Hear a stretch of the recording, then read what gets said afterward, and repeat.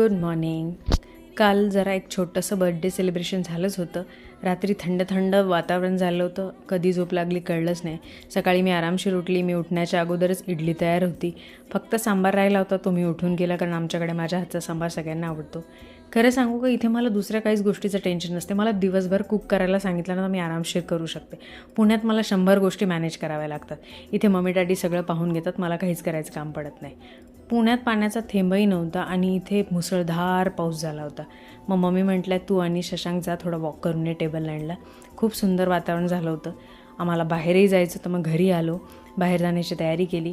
खरं सांगू का, मला सेलिब्रेशन ना हे घरच्यांसोबत जास्त आवडतात करायला, कारण माझ्या घरचे माझी सपोर्ट सिस्टीम आहे. मला कुठलीही गोष्ट करायची असेल ना, कधीही कोणाची परमिशन घेण्याची गरज पडत नाही. मी आपोआप करते आणि सगळ्या गोष्टींसाठी हे लोक मला सपोर्ट करतात. So I am enough fortunate for that. आम्ही फोटो काढले, जेवण केलं आणि घराकडे निघालो. चलो बाय.